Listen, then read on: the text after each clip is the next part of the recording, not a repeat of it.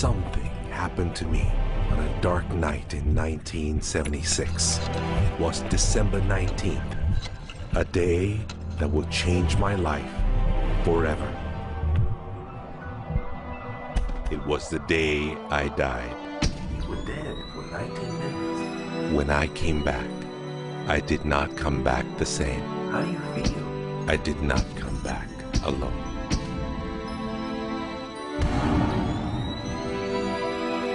What seemed like days passed in 19 minutes. And over the course of the next few years, I began to remember the greatest mysteries revealed to me. Anything is possible.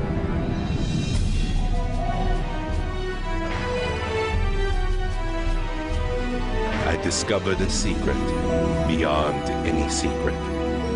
The sum of all secrets.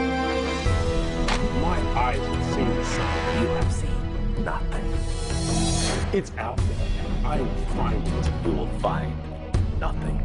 It's like Solomon's gold.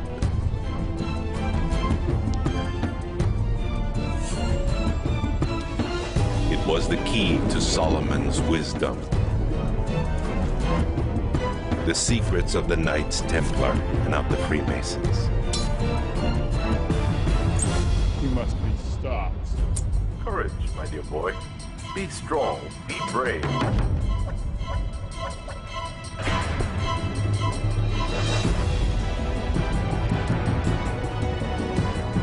I challenged myself to find out everything I could. I found great teachers who knew this and began to seek them out.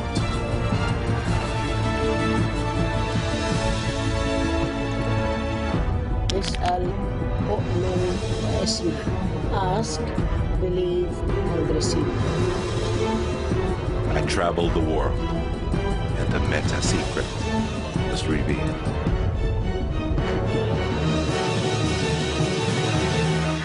Time has come. I became a messenger to deliver all that was made known to me.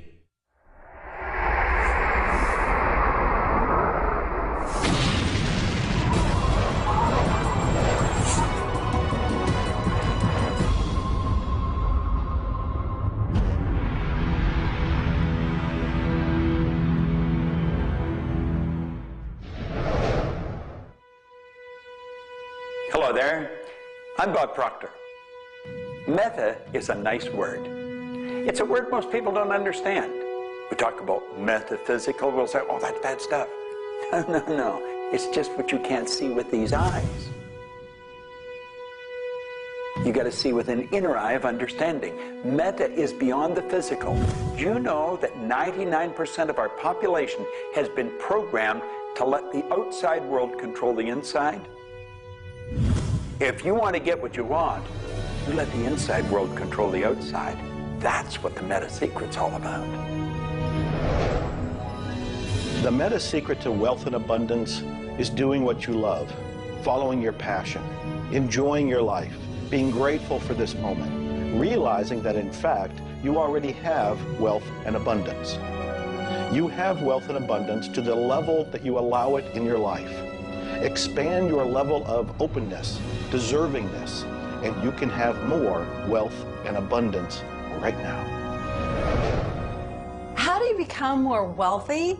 You become more grateful. Studies here in the U.S. show that grateful people earn more money and are better at innovation.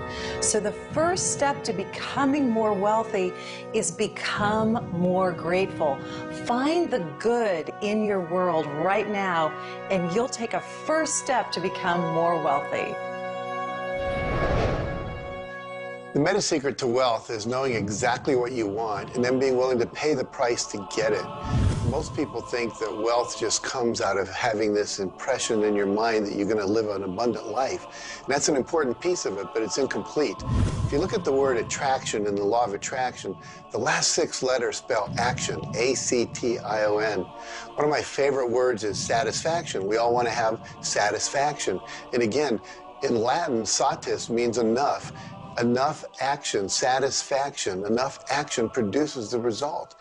You know, I've been very, very successful with the Chicken Soup for the Soul books, and everyone thinks, oh man, you were lucky, you had this great idea. And we use the law of attraction. We visualize and we put up posters around our office that simulated bestseller lists with our name #1. We visualize bookstore windows full of Chicken Soup for the Soul books, all of which came true. But there's a asking and a believing and a receiving, the 3 steps that I think of in the law of attraction. And the second part of believing is taking action. Because if you believe that your action is going to pay off, you'll take the action. So believing doesn't just mean like sitting there going, I believe I can be wealthy. It means doing the things that produce wealth. The key to abundance is to act in spite of fear, act in spite of doubt, act in spite of worry, act in spite of inconvenience, act in spite of uncertainty, act in spite of anything. If we're talking about metaphysical, we're talking about beyond the physical. So what we've got to do is go inside. We have been programmed to live from the outside in. We're letting what's going on outside of us control what's going on inside. If we're going to get into the meta side of our own personality, we've got to get away from this physical instrument we've got and move into the higher side of our own personality. And start to understand that we live simultaneously on 3 planes of understanding. And we work from a higher to a lower potential. If you're working with electricity, any electrician, any engineer will tell you that you have to work from a higher to a lower potential. If you go contrary to that, you're not going to get any use out of the electricity. Well, when you're working with the mind, you don't start with the physical and work up. You start with thought and work down. Thoughts are of a spiritual nature. Spirit's omnipresent. Where's thought? Thought's omnipresent. 100% evenly present in all places at the same time. I can be underwater and think. I can be in an airplane and think. I've had the pleasure of working with a couple of the astronauts that have been on the other side of the moon, and they could think. Not only could they think on the other side of the moon, they could transfer their thoughts to somebody here on Earth. It's just a form of telepathic communication. You know, it's been said that if you build it, they will come. I think if you build it, and you build something with true excellence, and you distinguish it in the marketplace, and you come up with a selling proposition, and you are aggressive in your marketing to the world, it's possible that people will come, but it's not inevitable that they will come. And sitting around passively visualizing things is not likely to get the world beating a path to your door. My meta secret about wealth ultimately is you've got to create a lot of value for a lot of people. And if you do that, you will bring a lot of wealth back to you. So by giving service and giving that which helps other people improve their lives, brings joy to them, brings service and products to them, if you do that and you keep expanding that, always be thinking about expanding your service to others. And if you do that, wealth is a foregone conclusion. First thing, quit listening to what everyone else is telling you what to do. And start paying attention to what you want to do. You see, I can look back with my memory, and I can remember going and saying, Mom, Dad, or to the teacher, I want to do so-and-so. And they'd say, now, how are you going to do that? See, what they didn't understand is I didn't know how to do it. But neither does anyone know how to do the things they want to do when they first think of it. You don't have to know how. You know, 2 young bicycle mechanics from Dayton, Ohio, in the United States of America, introduced us to a new kingdom. They were the first ones to fly in airplanes. The whole world believed that you couldn't do that. Anything heavier than air is attracted towards the center of the world. You can't fly. But they wanted to, and so they did. Well, clarity to me is a very different concept than I think a lot of people. The first thing I want to know is, what do you think you're trying to accomplish? The next thing I want to know is, why are you trying to accomplish it? The next thing I want to know is, if you accomplish it, what do you really think is going to happen in your life? A lot of people come to me and they say, I want to grow my business, because I work a lot in the business world, the entrepreneurial world. I teach a concept, achievement concept, a concept that is predicated on taking action and implementing, called optimization. Optimization is getting the highest and the best use and result and outcome of your time, your efforts, your emotion, your life, your relationships. But you can't begin, and this is where a lot of people, I think, really fall down. You can't begin to optimize until you take the time to observe, examine, and identify not all, but the scope of options and alternatives and other possibilities available to you, number one, to achieve the goal, and number two, as an alternative goal. Clarity is power. Just by being clear, you will automatically begin to magnetize things to you, to your life. The law of mentalism is about the mind. Everything that we have ever created, everything that has ever existed first in the mind. All thoughts are the beginning of all things real. All things that you can touch and feel began in the mind.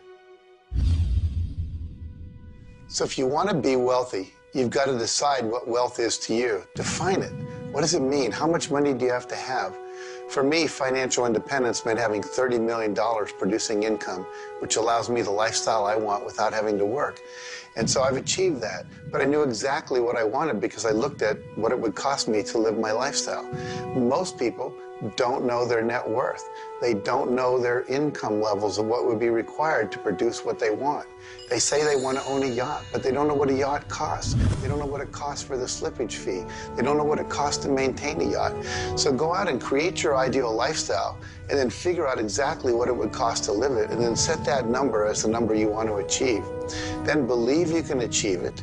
Visualize it every single day. Take action when the action comes. Ask for what you want. Reject rejection. Give up any idea of failure. Just persevere until you continue on, until you produce the result you want. The law of attraction's a good starting point for thinking about how to improve your life. You want to align your thoughts and your beliefs with what you want your life to be. But the law of attraction itself, by itself, won't allow you to achieve the abundance that you need. There are certain steps that you need to take, and these steps are all incorporated in what we call the meta secret. And the meta secret isn't one solitary method or one solitary system.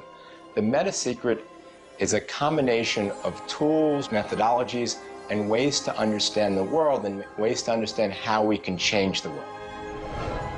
Until I started looking at who I was and who I wanted to become, nothing changed. Because every time I would look and I would blame something else or blame somebody else or just look in a different direction that was not inside, I would get more of what I was creating. Because every time I created something, people would react to that.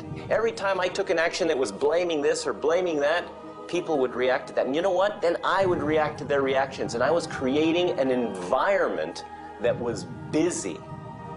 Instead, an environment that supported wealth and abundance.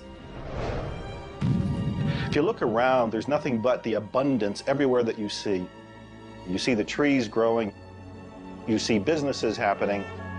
This is wealth, this is prosperity, this is abundance. If it's not happening for you, it's because unconsciously you have beliefs, counter-intentions, negativity that actually blocks it from coming into your life. It's actually working the law of attraction all the time, but it's happening on an unconscious level. The abundance is there, the wealth is there, but if you don't feel it, if you're not expressing it, it's because inside of you, you may feel you don't deserve it. This is part of the unconscious work that has to be done in order for you to feel on a conscious, real, live, earth-level level what's happening with abundance and prosperity. Abundance, wealth is your natural birthright. If you're not feeling it, it's because of your unconscious beliefs. The law of correspondence, simply stated, is as above, so below, as within, so without. The law of correspondence is simply attesting to the fact that we are human creatures, physically present, but we have minds and we have spirits. So we exist in more than just one plane. We might even be multidimensional beings with multidimensional thoughts, and there may be more to you than just meets the eye. If you want to be wealthy on the outside, you first have to become wealthy on the inside. As above, so below. As within, so without. First, you have to become wealthy in your thoughts. Then you become wealthy in your outer expression of that. You have to have a wealthy attitude. You have to have a wealthy, abundant thought form about who you are and what's possible. And when you have that, it will start to manifest outside of you. If a person wants to take a quantum leap rather than incremental steps, they have to begin by understanding that they can do that. There's a marvelous little book. It's called U Square. Now think of what that means. If you square a number, you multiply the number by the number, don't you? Well, when you square, you multiply your potential by your potential. It's astronomical. I mean, you just go off the board. The man that wrote the book, Price Pritchett, he said, when you're looking at a quantum leap, he says it looks ridiculous, utterly. But in retrospect, it looks like a natural thing to happen.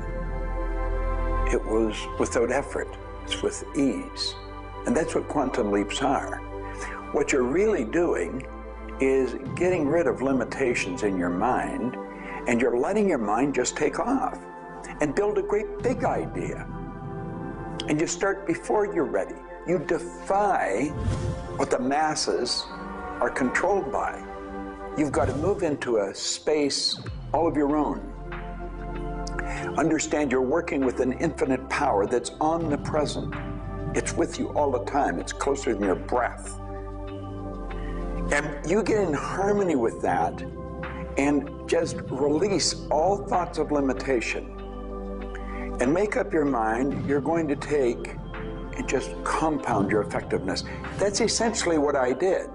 I didn't know what I was doing at the time. I didn't understand quantum leap, but I took my income from $4,000 a year to $175,000 in a year.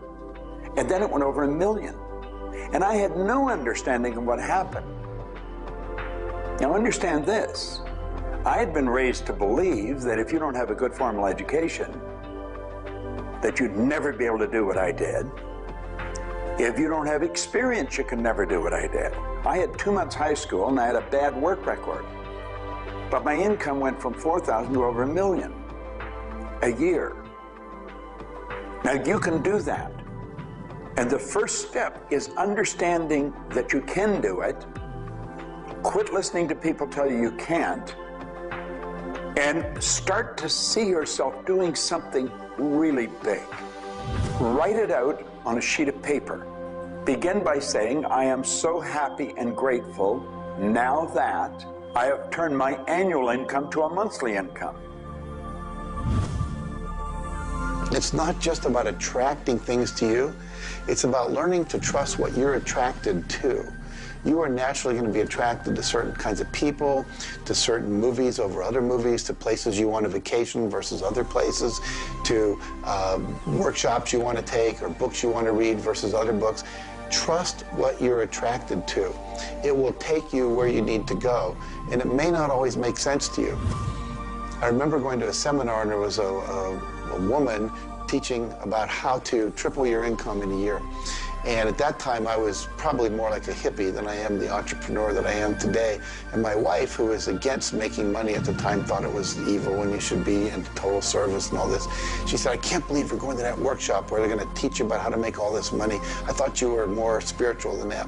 I said, honey, I don't know why. I'm attracted to that workshop. I'm going to go there. So I sat down, the woman next to me, we started talking. It turns out she was a veterinarian. And it turns out that our cat had feline leukemia at the time. And I started talking to her about that, and she said, well, I'm the world's expert on feline leukemia. And I said, well, I've heard there's no cure for that. She said, no, there actually is a cure, and I can teach it to you. And so she called my veterinarian, told him what to do. My cat lived for many, many more years than the local vet thought it should. But see, I was trusting my attraction to go to that seminar, and it led me in a path that saved my cat's life, which was not where my conscious thinking was, but it was a very important goal to me to keep my cat alive. Those kind of things will start to happen.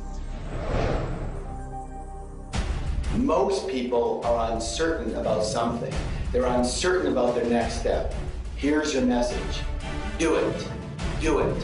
Whatever you're uncertain about, do it. Take the step. You will learn so much more. You'll get so much further faster by actually getting in the game than doing it, than thinking about it forever. One of my sayings is, one step in the right direction is worth 100 years of thinking about it. The law of correspondence, the law of mentalism, and the law of vibration all combine to help you understand that the notion of wealth is arbitrary. You're always wealthy in comparison to someone else. You choose a person to compare yourself with, or your wealth or your level of wealth with, and then you decide at that point to be happy with the situation or to be unhappy, and therefore change it. All of wealth is subjective. Understand this, and you understand that there's an ebb and a flow to your finances. The more comfortable you are with how you interact with the world, with the value you give in the world, with the service or the product that you give the world, then you begin to realize your place in the world. And by realizing this, you participate in the abundance that is all around you at every moment and at every time. It is all yours. From the beginning, it was yours. Until the end, it will always be yours.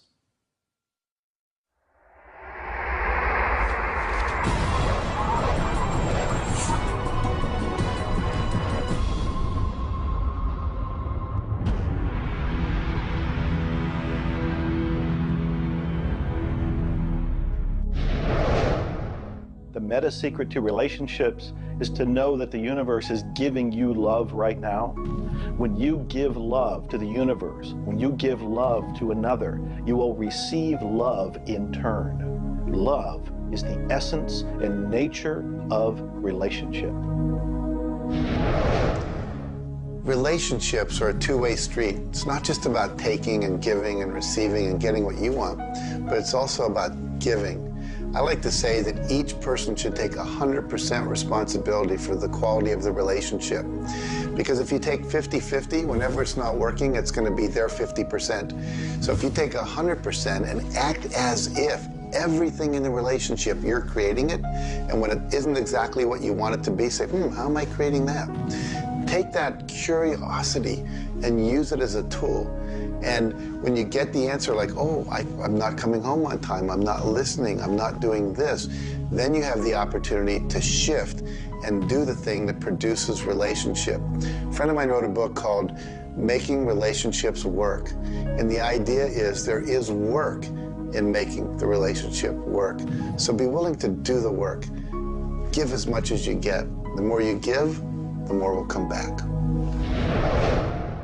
To have a better relationship with anyone in your life, first you begin by having a relationship with yourself. Treat yourself the way you would your very dearest friend. Love yourself regardless of all the crazy shenanigans you pull. Believe me, I do this every day. So if you want a better relationship with someone else, love yourself. Relationships are part of what the universe is giving you as a gift. The first and most important relationship is the one with yourself. When you love yourself, you heal yourself. When you love yourself, you become a magnet that people want to hang around, and you begin to attract other people and new relationships. It's all based on love. It's all based on non-judgment. It's all based on total acceptance. The universe has a relationship with you right now, and the universe wants to give you more. Are you ready to accept it?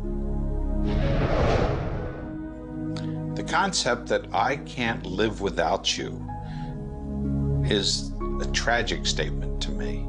The idea that I need somebody else to complete my life, I need somebody else or my life's not worthwhile is a very sad statement, and I think someone needs to take a good look at themselves when they say that. When you start to think that thought, stop for a second and realize life is full of stuff, and sometimes stuff is potholes, and sometimes stuff is bridges are out ahead, and sometimes there's a detour in life. I heard somebody once say that sometimes the most beautiful scenes in life are the ones we observe on a detour.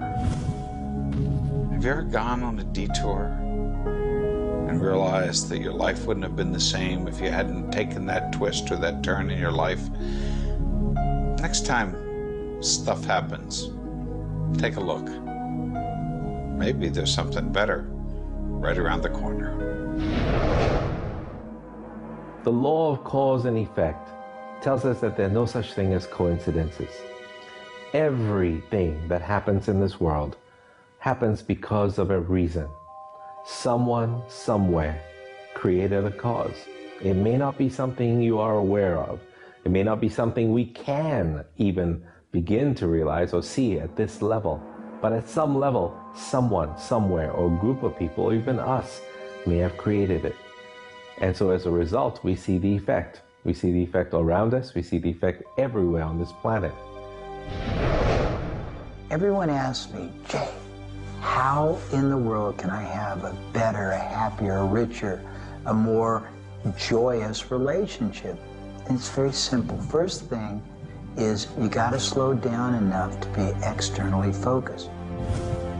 It's all about them. The more interested and externally focused you are on the other person, the more extraordinary their experience will be, and the more naturally they'll reciprocate it.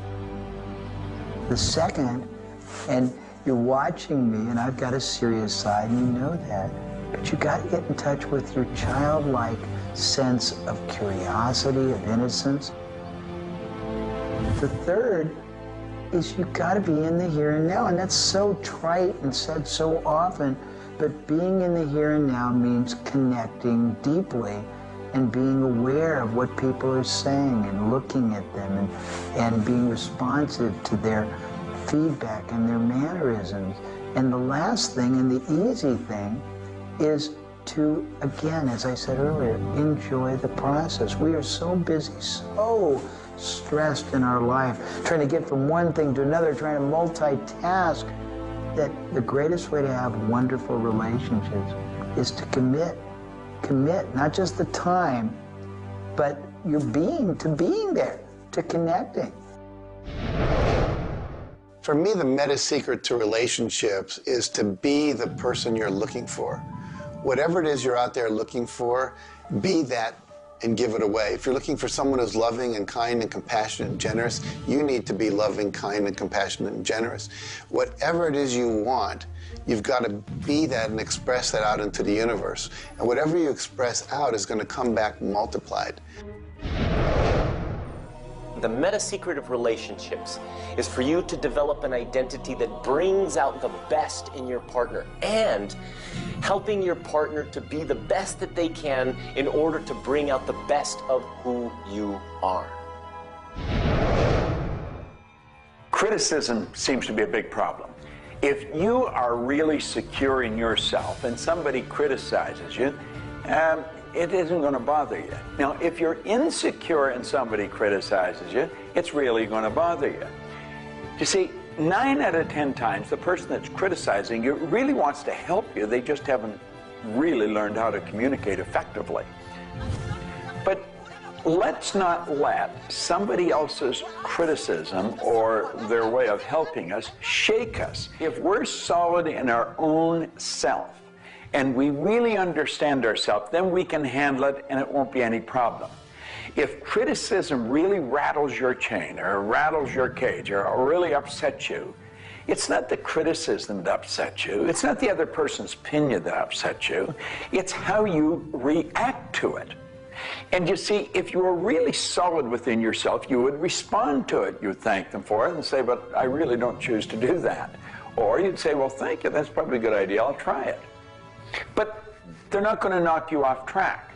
So it goes back to have a good, sound self-image, a good image of yourself. Maxwell Maltz wrote a beautiful book on that way back around 1960 called Psycho-Cybernetics. Psyche-cybernetics. Cybernetic is the communication mechanism in our mind. It's the image that we hold of ourselves. It's like a life-governing device. Well, you've got an image of you just same as I have an image of me. And our image controls how we walk, how we talk, how we dress, how we meet and greet people. And it also controls how we handle criticism when it comes our way. And it will come your way, just same as it comes to me and everybody. We want to be solid in our own belief about who we are and what we are. Let's really get to know ourselves. And then, rather than react, let's respond. It doesn't matter how they approach, whether they're diplomatic and trying to help us or whether they're trying to find fault. It won't really make any difference. We will listen to what they have to say, listen to it, and then we'll either accept it or reject it, but it isn't going to affect the relationship with the other person one bit. There is masculine and feminine in everything. Nothing is entirely masculine, nor is it entirely feminine. We have different aspects of yin and yang, of harshness and softness, different aspects of masculinity and femininity in everything. If you take a look at life and see it all as a combination, see how we are always living in combination, then you begin to realize and to also appreciate the law of gender. Relationships are about communion, taking our life and making it sacred through connection with another human being. So communion and making sacred is what relationship is all about. You know, there's a lot of lonely people around. And if you're lonely, I'm going to let you in on a secret. You're always going to be lonely until you become friends with yourself. If you're looking for company outside of yourself, you're looking in the wrong place. You want to go inside. And when you get to really look at you, you're going to feel so good about you. You're going to love yourself. Now, you see, as a little kid, you were probably taught, don't love yourself, that's conceit. I know I was, and most of the people I know. That's not conceit. That's a healthy, conscious awareness of who we really are. I'm not talking about an ego trip. I'm talking about really becoming acquainted with yourself. You've got to build a good relationship with you, or you're always going to be lonely. When you get angry, look at it as, okay, this is a gift. I need to release something here. And in that process, relationship becomes a school for growth instead of just like it's someone that's going to please me. Look at how can I serve them and how can I learn from them, as opposed to how can I manipulate them to give me all my needs met. If you do that, you're going to end up with a much better relationship. If you're in a relationship where you're not experiencing full love, the way to change it is not by changing the other person. It's by changing yourself. You look within yourself and you start to feel grateful for everything about you. As you change your relationship with yourself, magically, the outside relationship will change as well. You will suddenly see it transformed. You will suddenly see that there's love in that relationship with that other person. But you don't change the other person. You change you. A lot of people spend valuable time in their life focusing on the past. I could probably spoil your week if I reviewed the first 26 years of my life. My life was a mess. And you know, at the end of 26 years, imagine living for 26 years and looking at yourself, you're unhappy, sick, and broke. I had a guy look at me and he told me I was one of the most miserable people he had ever met. And he was right. I was plain miserable. He said, you're always sick. I didn't have a terminal illness or anything, but I was always backache, headache or something, and I was always broke. He said, why don't you change it?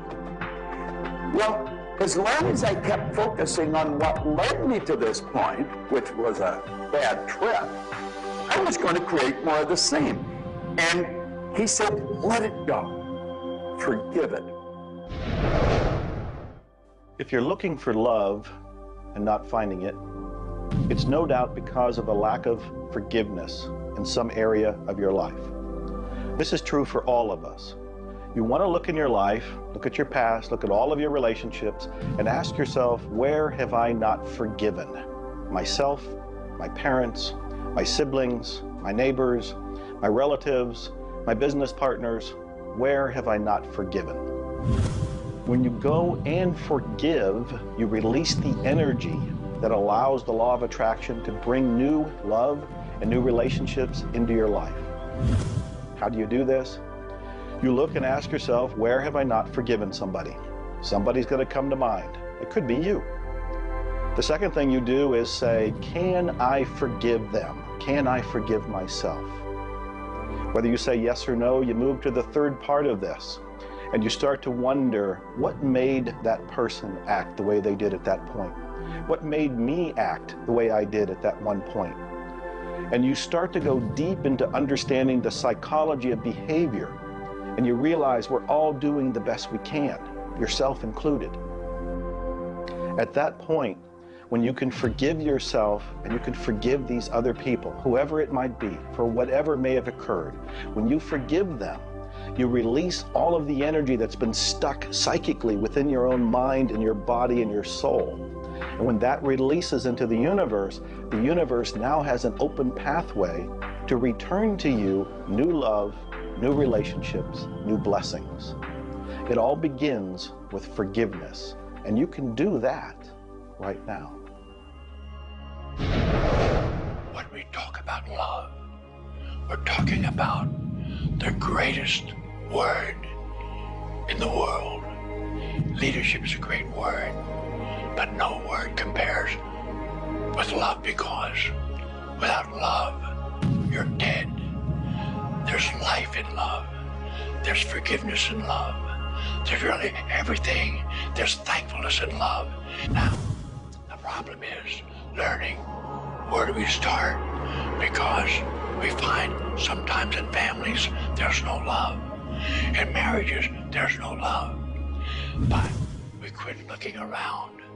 If we start learning, it begins with me. And when we start learning, we're not too loving ourselves. And it begins with your learning. To me, you could say you're loving, but unfortunately, you love people you like. Love has to be unconditional, loving those you don't like. Now, in my case, when my wife married me, she said she loved me. I told her I loved her. But as soon as we got married, I would say, I love you. She said, well, why don't you act like it? I say, I do act like it. She says, you have a funny way of showing it. I say, well, I love you enough to die for you. She says, try living a little. And so I discovered, as loving as I was, I didn't fit her definition. The law of gender, the law of vibration, and the law of rhythm. All of these figure in relationships. You see, love is a dynamic. Any relationship is a dynamic. When you are actively relating, that's when it's alive. That's when it's fun. When you sit back and you start to look at the relationship, then it becomes static.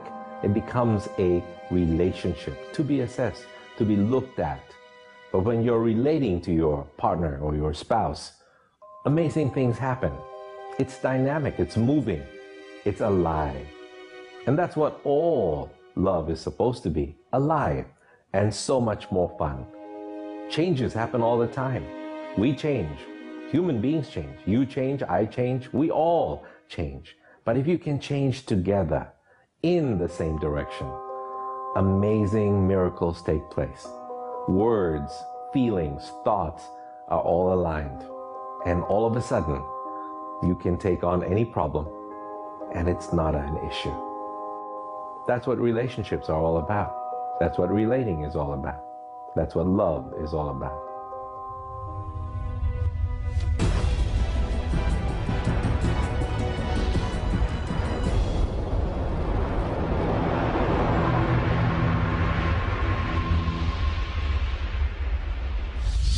はじめに言葉劇、すなわち、クリエイターなるものはやはり言葉、振動を用いて全てを設計されたんではないかと思うんですね。そして、その、振動の、設計図は非常に緻密なもので美しい共鳴振動にあふれたものであったことでありましょう。もし、先ほどの実験をやったように、非共鳴、同士の組み合わせであるならば、それは破壊的なエネルギーとなって、命を形作られるからです。私たちの体は最終的にクリエイターの、いろいろな、試行錯誤によってだんだんこう単純なものから、微生物だとか海の中のものだとかそういうものから、小動物始まって複雑なものになっていって、最後の芸術作品として、クリエイターなるものが作られた結果、私たちはあるというふうに思うんですね。その本来の設計というものが、バランスの取れた振動の組み合わせというものが、何らかの要因によって崩れていくときに私たちはストレスを持ち病気になっているんだというふうに考えています。As you've already seen from Dr. Masaru Emoto, water makes up 85% of our body, and the thoughts we think actually create a vibration in the water that has memory. And so you have to think positive thoughts. Again, we go back to forgiveness and letting go, thinking positive thoughts, expecting to be healthy, not listening to what people tell you, not taking in beliefs. I have been out in the sun my whole life. I've never gotten skin cancer, don't intend to get skin cancer, and when stuff comes on about it, I choose not to listen to it because I know that belief would affect me. So I believe that I am a person that my spiritual connection keeps me healthy. Also, though, I work on the level of the physiology of the body, the biochemistry. It makes sense to play at that level. I eat organic food. I drink healthy water that's not contaminated with chlorine and all the stuff they put in it, so I filter my water. I eat the right kinds of nutrients for my body. I've found out what I'm allergic to, and I've basically eliminated those from my diet. I exercise. So exercise and keeping my body toned. We want to have resistance exercise. We want endurance, which means we need to jog and do aerobics and things like that. And we need to have flexibility, things like yoga and Pilates. So we need a complete system to keep our body healthy. And then the detoxification, I think, is the part that most people don't do enough with. We are taking in so many toxins in the air we breathe. But if you will cleanse on a regular basis, I cleanse every Monday. I just do a cleansing diet where I just drink liquids and then I don't eat anything else, and my liver has a chance to get rid of all the toxins that are in my body. I want you to understand that you have a marvelous mind, and you can do anything with it, and don't ever listen to anybody that tells you you can't. You want to start to look at yourself not as a body or as a name. Like, I'm not Bob Proctor. Bob and Proctor are just two words. You've never heard anybody phone into school and say, body's not coming today, it's sick. Never hear anyone say, hand, it's my hand, my body, my name. Well, you see, there's something wonderful about you and something wonderful about me, and it's the same thing. We have a marvelous mind. We're creative beings. Talk to your body. You're not a body, you live in a body. Now, this may sound silly because maybe nobody's ever said this to you before, but go around just repeating maybe 1,000 times to yourself, I'm not a body, I live in a body. I'm not a body, I live in a body. I'm not a body, I live in a body. Then start telling your body to relax. The meta secret to great health is to feel good now. You do that with good thoughts, you do that with good food, you do that with plenty of sleep, you do that by doing what you love. That's the meta secret to great health.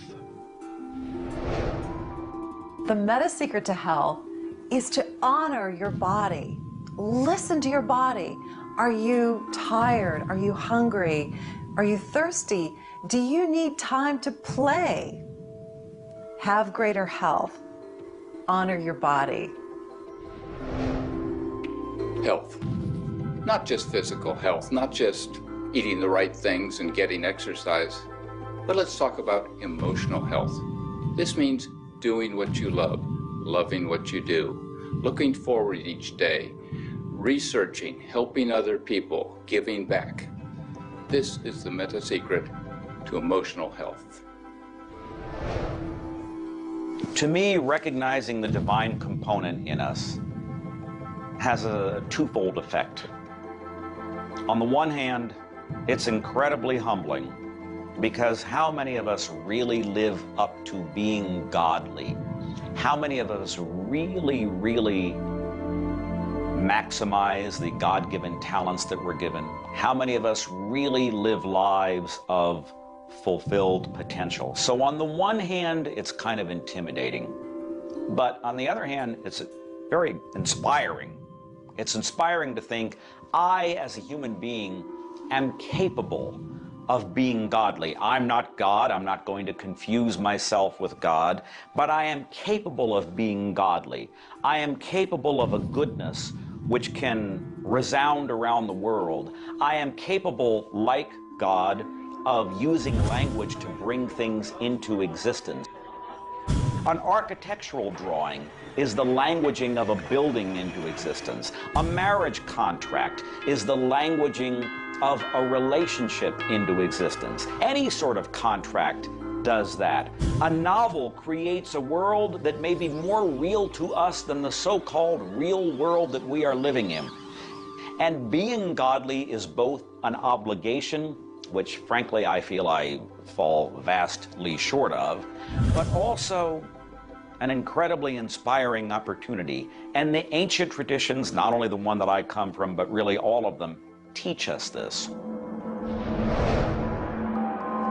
The law of rhythm is the very fabric of life itself. Rhythm is everywhere. Things are born and things die. We move into a season and we move out of a season. We go within and we go without. We change. Rhythms flow in our emotions as well. You cannot always be feeling happy. Sometimes you'll feel sad, you'll feel down, and then you'll come out of it. Whatever goes up must come down. You've heard the language. Rhythm is exactly that. And the minute you begin to realize that all of life is all about the law of rhythm, then you can flow easily in bad times and then have more fun in happy times. When you start to expect rhythms, know that if you're happy in one direction, you can also be unhappy in the other direction. The law of rhythm surrounds us, works with us, and if you master it, there's nothing you can't do. The meta secret to health and having amazing energy is the ability to look at your world from a perspective that, hey, things aren't always going to go your way, but you know what? As long as you always do your best, as long as you are focused on what you achieve and what you're trying to accomplish, then it's all going to work out.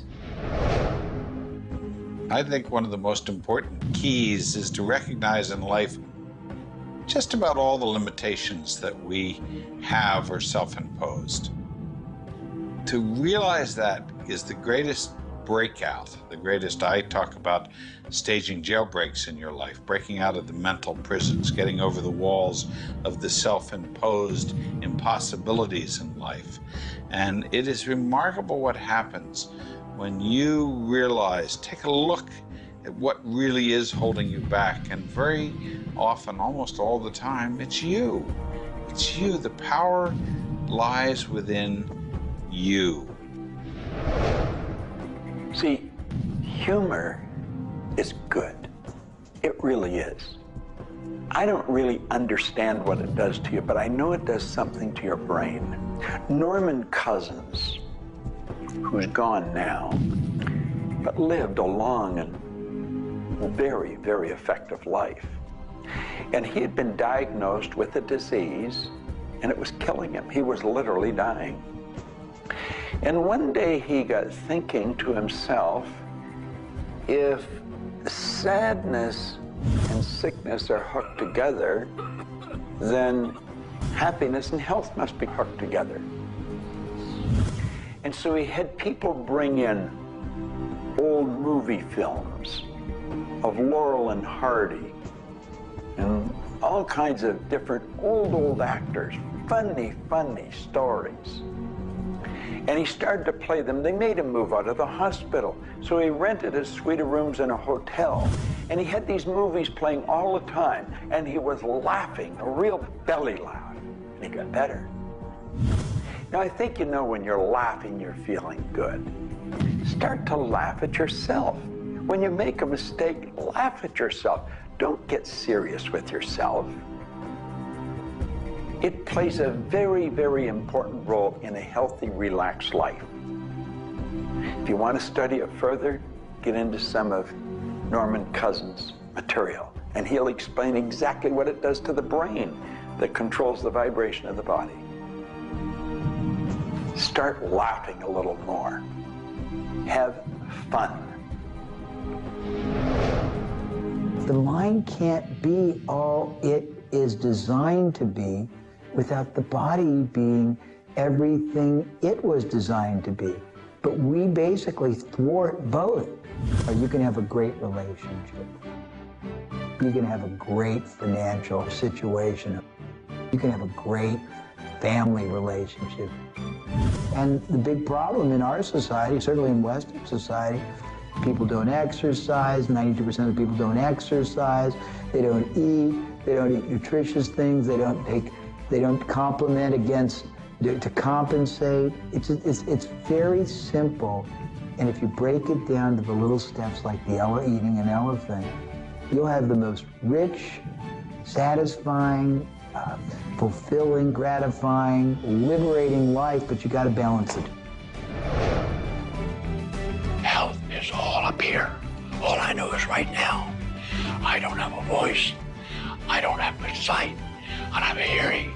My strength is gone. However, I have never been more excited and thankful in my whole life. The law of vibration simply states that everything is in motion. Nothing stays static. At some level, even though something may appear as if it's not moving, its molecules are moving, its atoms are moving. Everything vibrates. Not just your thoughts, everything. Now, I do understand that disease cannot stay in a healthy vibration. It just cannot. I also understand you cannot turn disease into health, but you can release disease and recreate health. You see, your body is changing at the rate of millions of cells every second. And it's the thought patterns that you hold in your mind that control the vibratory rate of the body. Your brain is an electronic switching station. There's all kinds of material written on thought, on attitude, and on health. And I do know this. If you are suffering from a physical disease, quit talking about it, quit thinking about it. Go to a very competent medical doctor and follow that person's advice, because he or she will tell you what to do physically, but at the same time, instantly begin visualizing every molecule of your being in a harmony with the law of vibration. Now, I would have an affirmation that I would repeat. I am so happy and grateful now that every molecule of my being is vibrating in perfect harmony with God's laws. My body is getting healthier and stronger and more vibrant every minute of every day. And repeat that. Treat it like a mantra. I can't predict what's going to happen for you personally, but I do know that hundreds of people, if not thousands of people, have experienced healings and cures by beginning to change their thoughts about what's going on in their body. In my book, The Attractor Factor, I talk about a person who had cancer.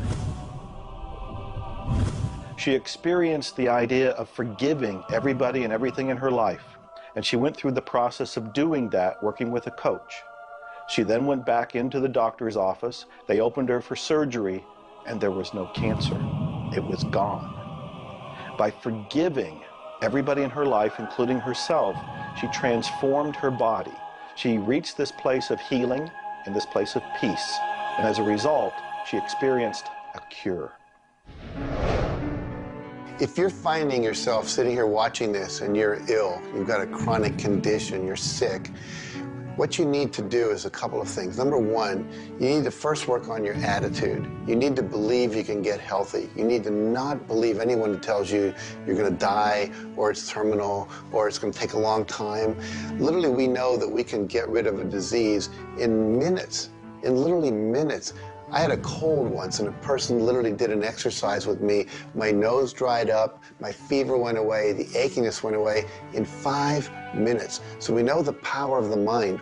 We know that you have to forgive and release. So much work now being done on cancer, where we know there's resentment, and different forms of resentment will come into different forms of cancer in the body.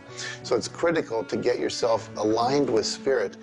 When you are aligned with spirit through meditation, through doing the things that bring you joy, through doing the things that align you, and you know what that is for you. It could be singing, it could be walking in nature, it could be petting your cat. When you move into that state, healing naturally takes place through you.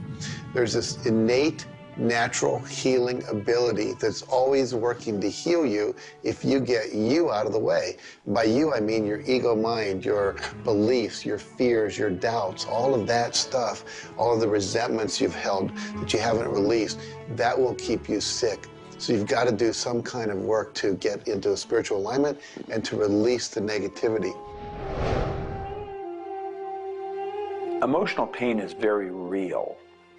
It's like sorrow and grief. Like grief comes in waves. It just sort of overcomes you and then it sort of fades away.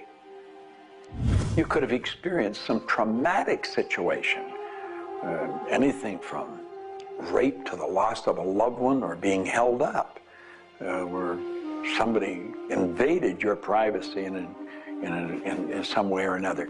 And it causes deep emotional pain. What we want to realize is that we are bringing that on ourselves. You say, well, wait a minute, you're not bringing it on yourself. No, but you're reliving the situation.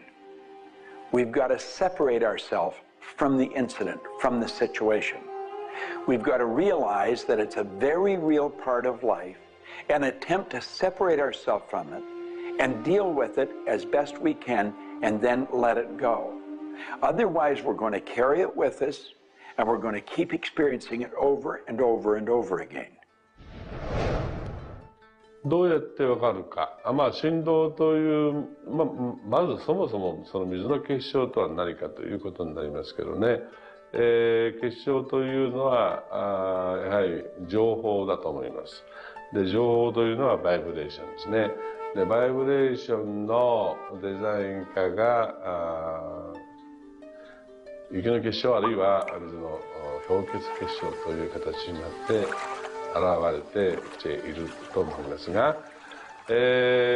はり我々がなんで美しいとか醜いだとかそういうような認識能力があるのか、あるいはそれだけには全人類本当に、一緒の価値観を僕は持っていると思いますが、それはもうやはりクリエイターがそのように設計されて、いるからだと思うんですね。それが崩れちゃったらもうこれはもう本当にどうしようもないんだけど、その美醜というのが我々の美しさ、ごめんなさい、バイブレーションの健全さということにつながっていると思います。水は神が自分の意識機あるいは意図をまんべんなくこの宇宙に伝えるためのキャリアとして、作られたものだと思いますね。ですから水が別の言葉で言うならば神の、一種のメッセンジャーということになると思いますね。それの形が大げさで言えば結晶という形で表されていると。で神にとってふさわしくないなと思うような現象については水はやはり結晶的にノー、良いものはイエスという判断を示すというふうになっていると思うので、それがなぜできるのかということになってくると、これはまた僕にとっては来世の研究課題かもしれません。Stress is caused, in my opinion, when we take our power and give it to the problem. We want to maintain the power. I'm in control of me. The power is going to stay with me. I am not going to let the condition, the circumstance, or the challenge that I may be facing control me.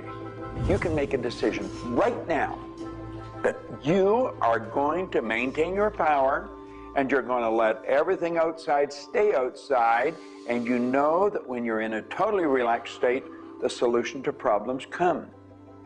Quit getting involved in these sophisticated stress management deals.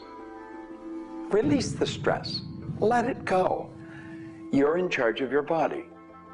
Just say peace, be still.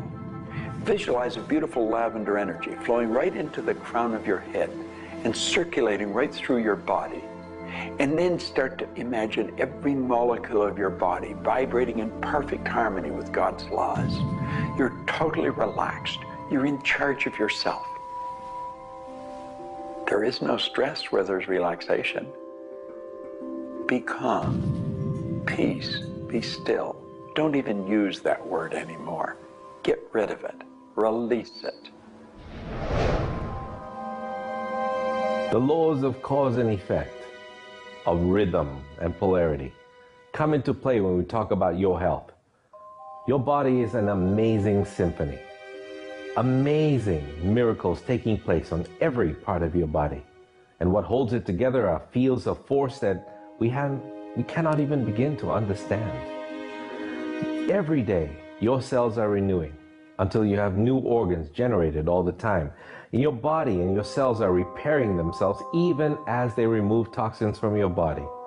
I can't help to wonder sometimes if you gave that entire symphony a wonderful environment filled with fields of happiness and radiant joy and vitality, how that growing, renewing process might work a little bit better, sort of like happy children in a playground.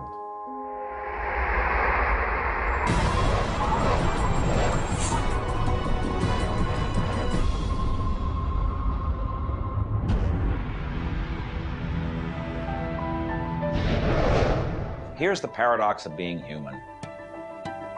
Real happiness is only available in the moment. If you're brooding on the past or obsessed about the future, even if you're looking forward to something that could be magnificent in the future, it's not quite the same sort of anchored contentment that you get from really being in the moment.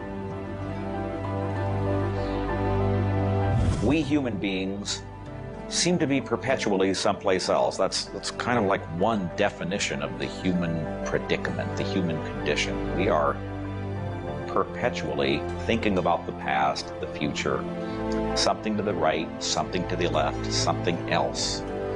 I think the paradox to happiness is you do have to have dreams and aspirations, and you have to be anchored, rooted, and happy where you are. Not always easy to do, but I keep trying. Happiness is a point of view. Am I happy? Yeah, I think I am. How can somebody always be sad? Of course we're sad when we lose somebody that we love, or that when the project we're working on so long doesn't work out. Temporary sadness is a very human condition. How can you be happy? Maybe by finding things to do that make you happy. You see, if you're miserable, your mind is focused on the past. There's a method concept. Get you over any miserable concept in a heartbeat. Focus on right now.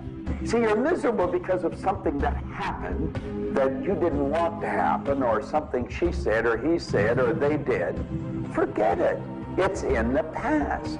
And quit worrying about the future.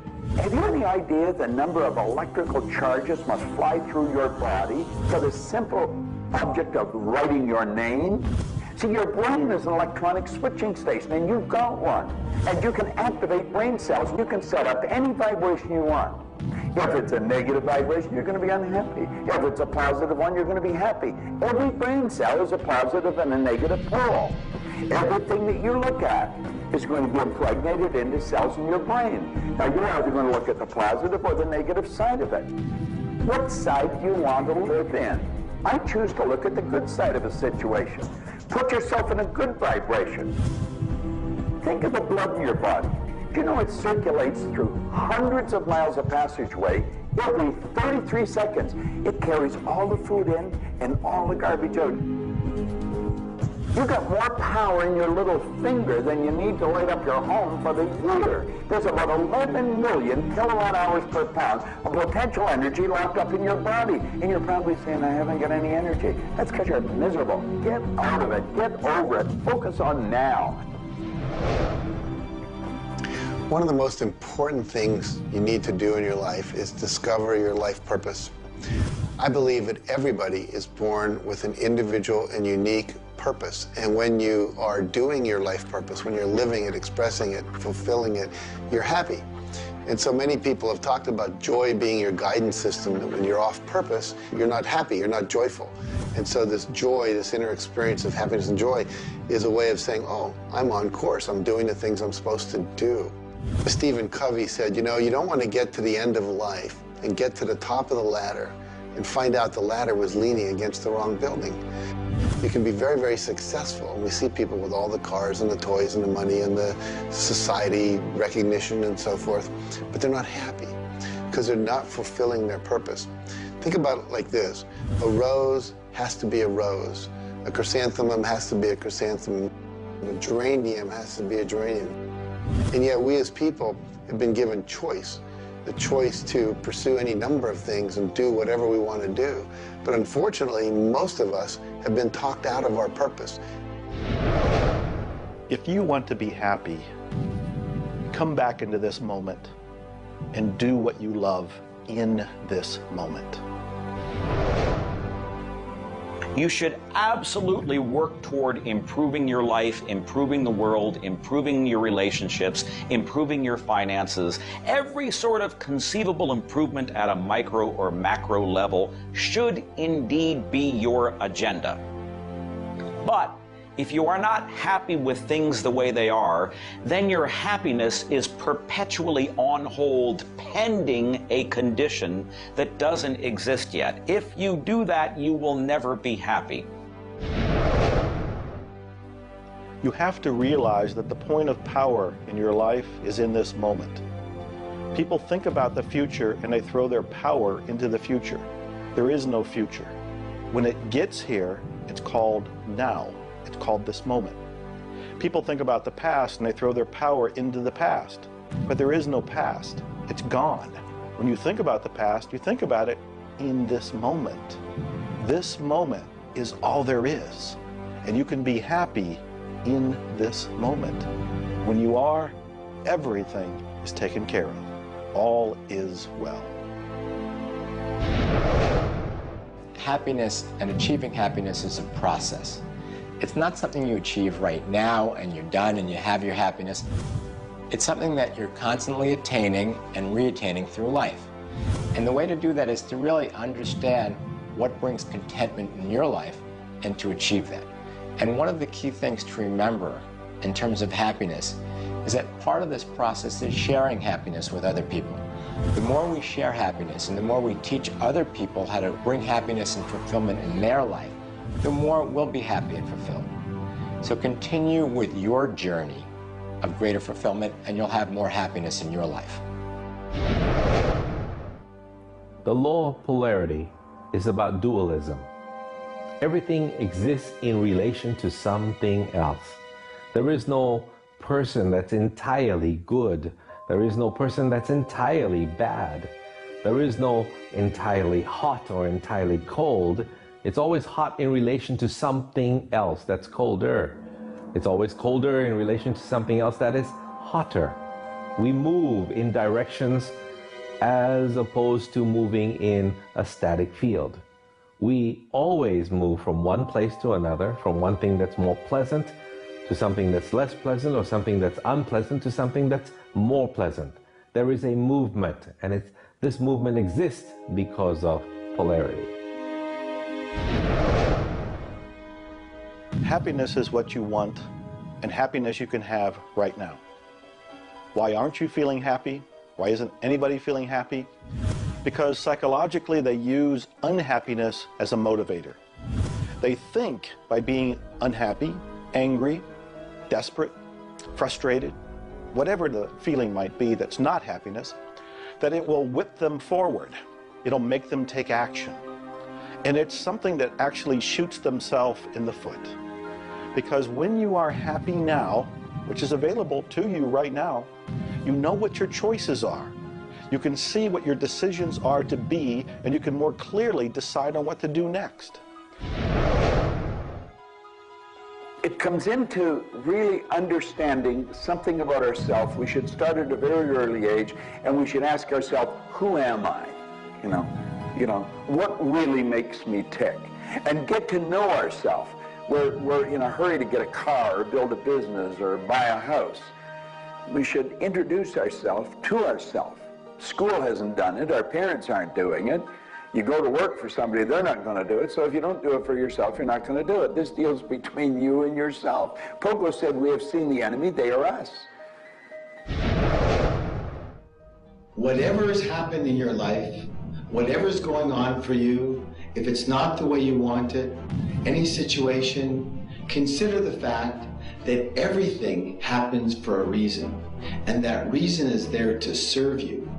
How can you reframe this? How can you relook at this in such a way that helps you, that supports you, that puts you on the path to success and positivity again? It doesn't help you to be negative. It doesn't help you to wallow. All that can do is bring you down. It's time to change your mind. It's time to reframe, relook at it, have a new perspective, a new view, and put this in the light of this was there to serve you. There's no accidents in the universe. This happened for a reason, and that reason is there to help you. We grow up with the idea rich people aren't happy. Well, I know rich people that are laughing. They're very happy. And of course, I know people that are very wealthy and are very unhappy. I remember Earl Nightingale one time saying, since it doesn't make any difference whether you're rich or not, if you're happy or not, you might as well be wealthy. And then if you're miserable, you can at least be miserable in comfort. We've got to understand that all the money in the world is available to us, but we have to earn it. Now, that does not mean we should work. This is where the meta secret really comes into play. Working happens to be the very worst way to earn money. We should work for satisfaction. People should go to work at what they love doing. When we think of work, what we're really talking about is how we spend our days. Work has probably a bad energy attached to it. We should spend our days doing what we absolutely love to do. When it comes to the fear of failure, you look at your life and you ask, if I pursue my dream, my passion, my love, and it doesn't work out, will I still be okay? Can I still love myself? Will life still go on? When you realize that the answer is yes, you remove the fear of failure. When you remove the fear of failure, you have energy to go forward and actually make it a success. Well, what about the fear of success? When you are successful, you can make a difference in the world. If you really want the world to be a happy, prosperous place, contribute a happy, prosperous person to it? You. The meta secret to happiness is that there is perfection in imperfection. That when we accept our environment for what it is and the people around us for who they are, we can make a big difference.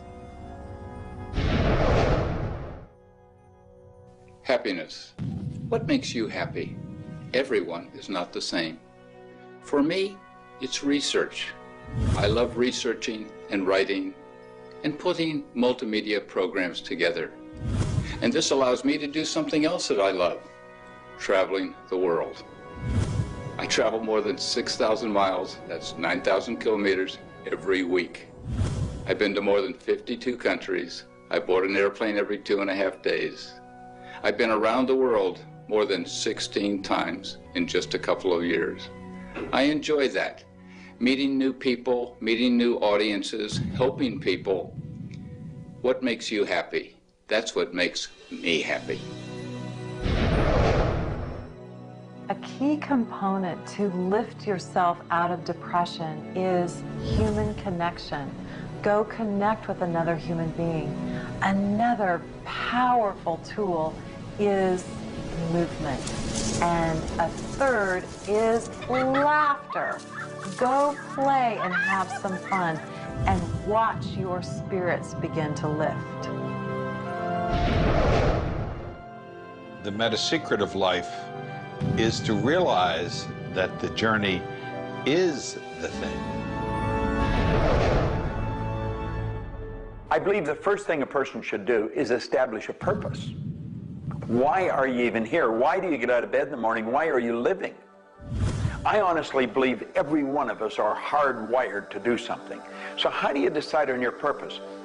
You decide on it by asking yourself, what do I really love doing?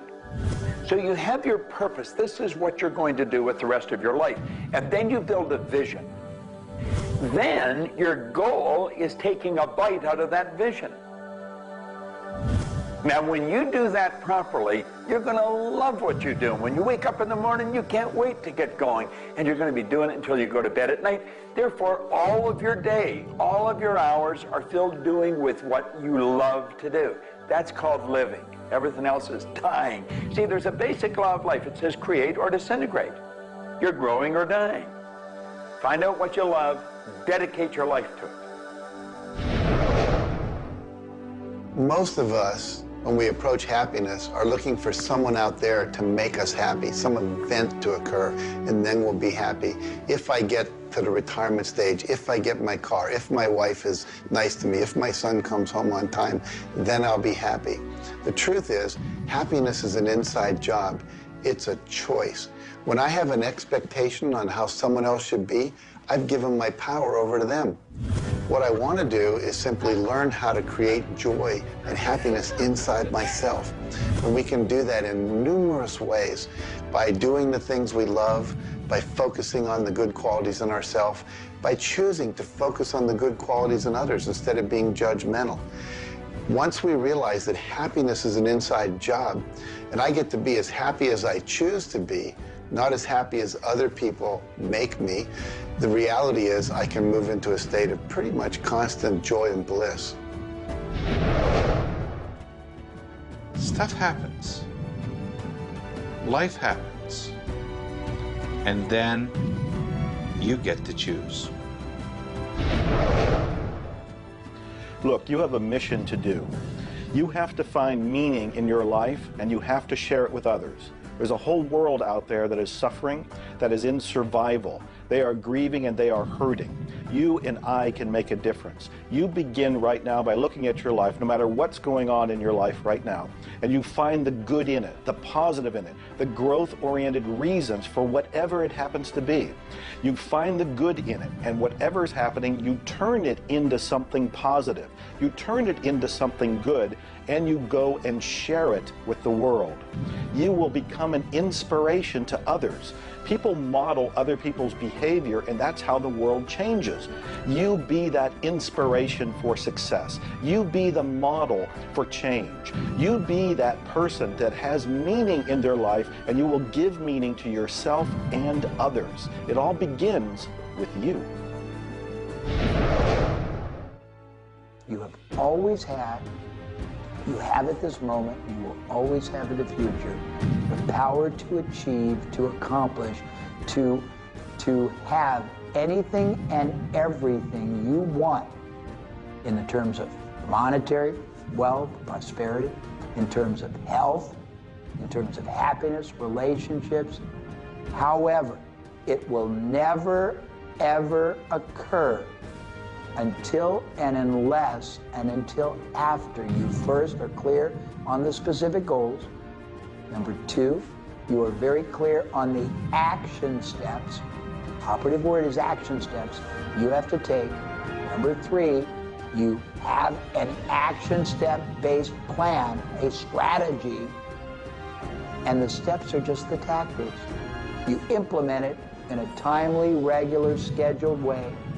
Number four, you monitor, you pulse, you really pay keen attention to your progress, and you adjust if it's not what you want, and you adjust higher if it's better than you want.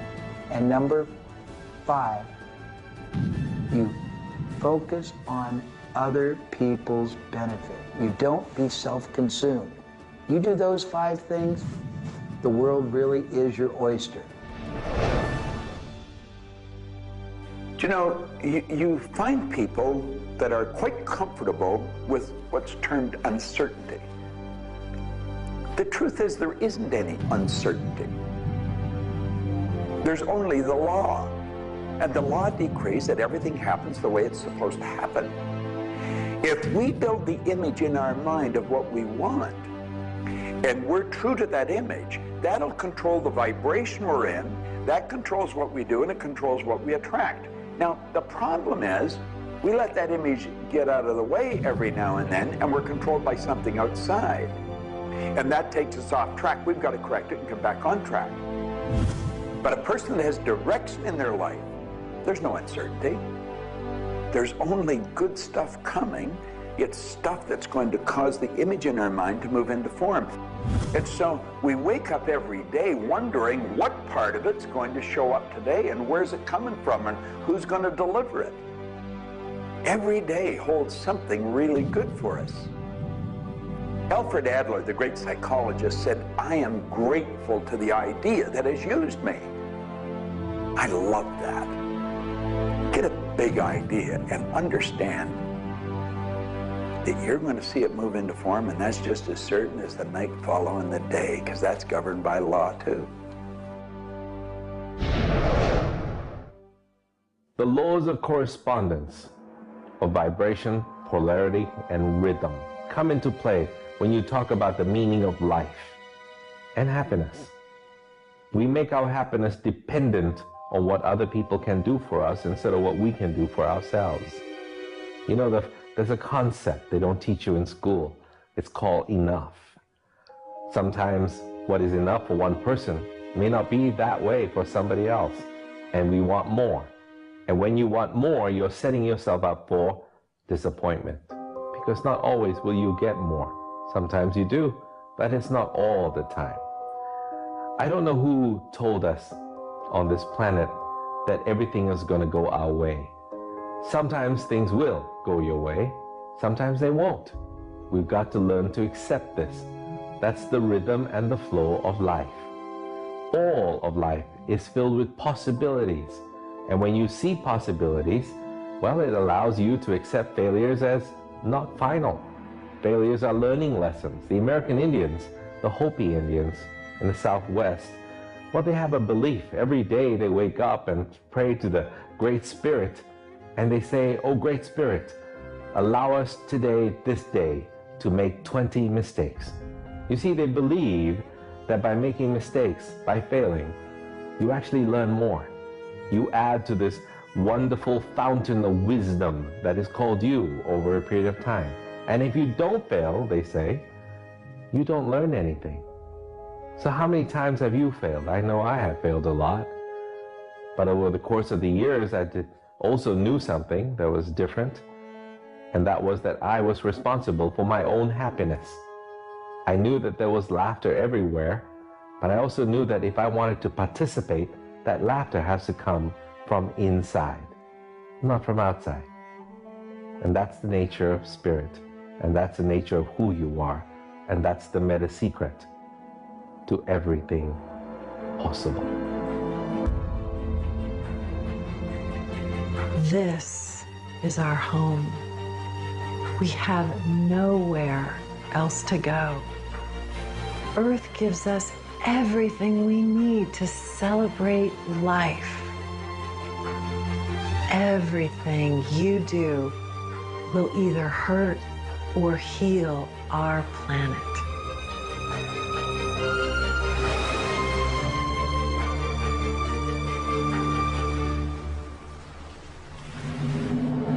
You were brought here to learn many lessons.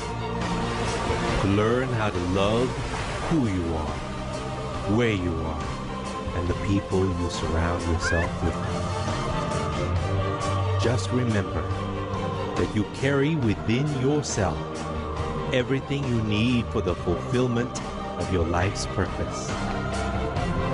You are the sum of all of your experiences, all of your choices, and you are a work in progress. You deserve more happiness, more love, more joy, more abundance, and especially more fun. Life was never meant to be a struggle. You were meant to participate in this grand miracle called life. And as you begin to look all around you, start now to taste, smell, hear, and touch with your heart the abundance that surrounds you.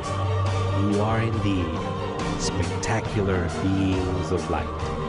So if you want to know the meta secret to life, to happiness, live more, love more, and laugh more. Change the stories in your head, and you can change the world. It's a short trip. Make it a good one.